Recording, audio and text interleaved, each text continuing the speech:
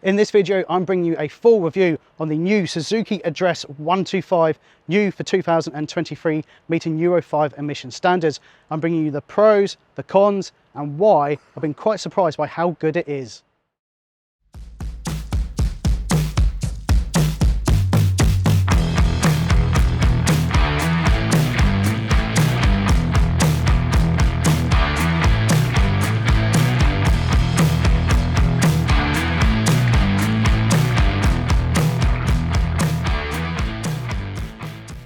In this video, I'm at the actual Suzuki launch here at MK Dons Stadium. I'm going to be bringing a full review on all the good bits and the bad bits of the new Suzuki Address. But the most important thing to know is this thing is cheap, it's going to be reliable, and oh my god, is it efficient. But as I say, I'm going to bring you all the good and bad in this review, so stay tuned.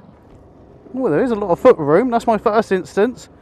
Normally with little scooters like this, there's not a lot of foot room, but noticeably. I quite like this dash. It's simplistic, yes. It's split analog, split digital, but it's quite nice, and I like the little meter there. When it's blue, not that efficient. When it's green, ultra efficiency. We're in the eco. So let's see. We're going to start off leaving MK Dons Stadium to take these bikes for a little test, a little ride around. A bit damp to start off with, but that's all right. Hopefully we'll avoid a downpour. So yes, initial impressions. Well, first of all, the dimensions are pretty decent. Obviously, I'm only 5'6", so I'm not exactly a giant, but there is a decent amount of foot room. I mean, look under there. I'm size 9, and there's a healthy amount of foot room there. Oh, first roundabout of many. Good old Milton Keynes. First test of pulling that throttle back. We're at 30. It is a gradual accelerator. We're only packing 8.6 horsepower from this 124cc single cylinder air-cooled 4-stroke engine, and it puts out 8.6 horsepower, and I think it's 10 newton meters of torque, so it's definitely not up there in power stakes for a 125cc scooter, but there's other bits that will definitely impress you, I feel, especially at the price point. The Address look wise, it's smart, it's sophisticated, typical European style commuter scooter, isn't it? It's not directly to my fancy, but for the professional, more mature rider, I dare say they're going to lap this up every day of the week. It is smart, and it does look a lot better in person, I have to say that. So yeah, there's 3 colourway options available. We've got this red one here, which I have to say, on the photos, it doesn't do it justice. Kind of makes it look dated on the photos, I think, but when you actually see this colourway in person, it looks a lot more modern than you'd expect. It's a lovely red, but there is also, I think it's a white version and a blue version, if that's your preference. So we've got a 12-inch wheel at the front, a 10-inch at the back, and we've got Dunlop tyres on both. So this is typical city commuter scooter, really. Again, as I said just a moment ago about the horsepower on this thing, 8.6 isn't vast. You can go up to 14.7, 14.8 horsepower on a CBT friendly 125. So this isn't particularly high. It will be in a city really is where this is going to be at home, though we will see if we can get towards 60 miles an hour, though I feel it's probably going to be about 50, 55. Little wheels, not the most powerful engine. It really states where this bike is going to be at home, and it's places like this, Milton Keynes and other towns and cities, where you're not needing to hit high speeds, but it's great for whizzing around urban roads, filtering through traffic, and generally being a little bit happier. Now the fuel tank on this bad boy is, I believe, 5.2 litres, which is, you know, not the biggest, but it's about right for a scooter like this, especially when we get to it, people. The estimated miles per gallon on this is up to 148 miles per gallon. So yes, the fuel tank on this is 5.2 litres, which isn't fast, but with 148 miles per gallon, you're going to be going, I think it's over 160 odd miles in range on a full tank, which when you're commuting a few miles a day in towns and cities is very, very good indeed. That is a huge bonus. That kind of economy is unreal.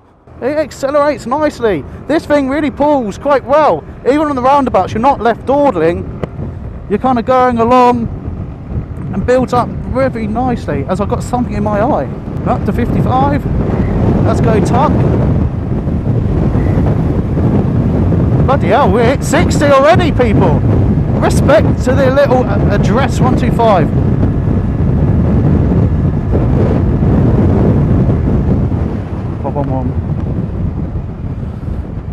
So credit, I have to admit, This is faster than I thought it would be. So if you don't already know, Bike Matters, our YouTube channel, is powered by Lexham Insurance, who are motorcycle and scooter insurance specialists in the UK.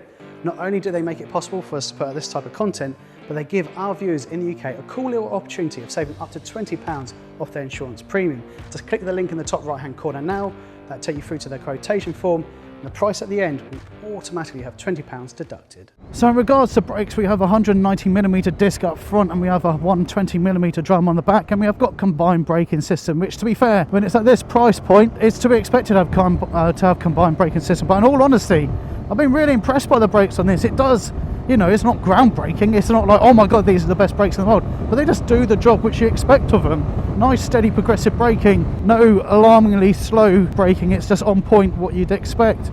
When it comes to suspension, we have telescopic forks at the front and a monoshock to the rear, and it's very typical kind of setup again for scooters such as this, which means towns and cities you're going to be absolutely fine. It's a relatively comfortable setup, but it's just what you'd expect. It is very typical for a scooter such as this. So yeah, there's a top box available on this, which is 27 litres, so it's enough to fit your full face helmet in, or most full face helmets I dare say. Under the seat is just over 21 litres of storage, which means I don't think you're going to fit your full face helmet under there. I think you might fit an open face, but you really will have to check it for compatibility. But yeah, you can get that top box if storage of your helmet is key. So the seat, by the way, is 770mm high on the address, which means it's lovely and accessible. It's obviously step through anyway, but yeah, nice and accessible. Even short people like me generally won't have a problem. Well, as I say, you've got plenty of leg room.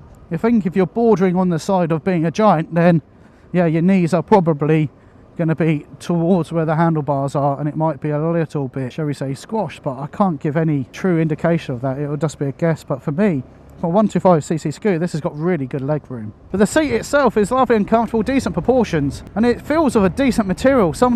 Some seats you can get on budget Chinese bikes, they can be slippy sliding, feel a little bit saggy and not particularly brilliant. Whereas the Suzuki is surprising me for this price point, just how refined it is. Although you can easily move on this seat, you're not slipping and sliding, which can be a bit of a pain in the arse, admittedly. Posture-wise, I'm nice and relaxed. As you know, it's a typical scooter position. I'm not a giant, but for me personally, it's quite an enjoyable seating position. The dash, again, we're on a dark day, miserable to be fair, and this dash, yes, it's analog and digital, but again, you've got to consider it for the price point. That is spot on for this price point, and it looks really nice. When you compare against a lot of its rivals, especially like the Chinese bikes, the dash can be a little bit of a letdown. They can be a bit looking like they're from the 80s. But this dash, although split analog digital, looks really nice. How it's laid out is lovely and clear. Yes, it's simplistic. I like the idea of the eco thing. I mean, I wouldn't pay any attention to it to myself, but it does look really quite decent. We've got the dash warning lights either side for your indicators and whatnot. The mirrors are nicely sized and positioned. I don't have full visibility, but that's quite rare on a little scooter like this. So the address starts at £2,499. Now if you put that into context, this is in the ballpark figure of budget friendly Chinese models.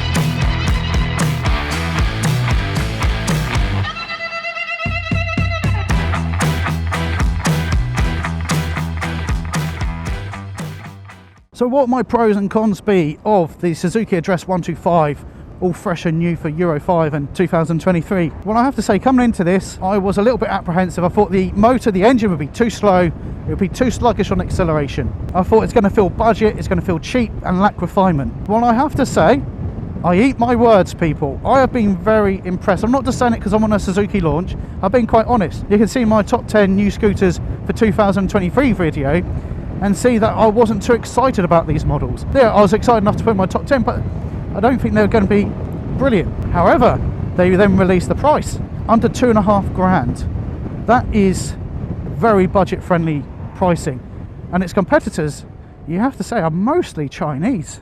And to have a Japanese brand renowned for reliability and dependability and trust bring out a scooter at this price point is pretty decent.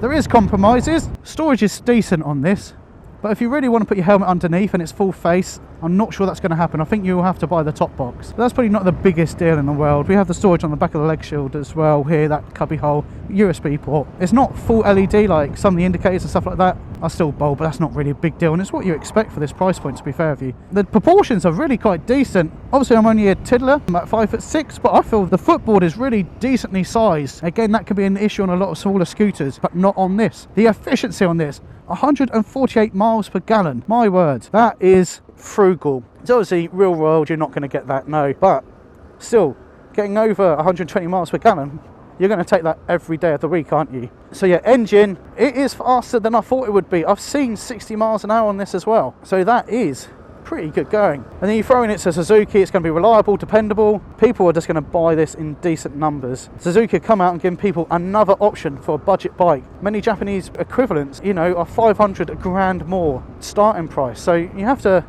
really say well done to Suzuki. Yes, in a dream world I say I'd love one with 14 horsepower. I'd want it with ABS, but that's not what Suzuki have set out to do here. They've set out to do a budget commuter, which is reliable and dependable, and I keep saying those words, but it really is what they've set out to do, and I think are going to achieve with this. The refinement is there. For a budget scooter, you have to say it is refined, it feels good quality. I mean, really good quality for this price point. The engine is a surprise.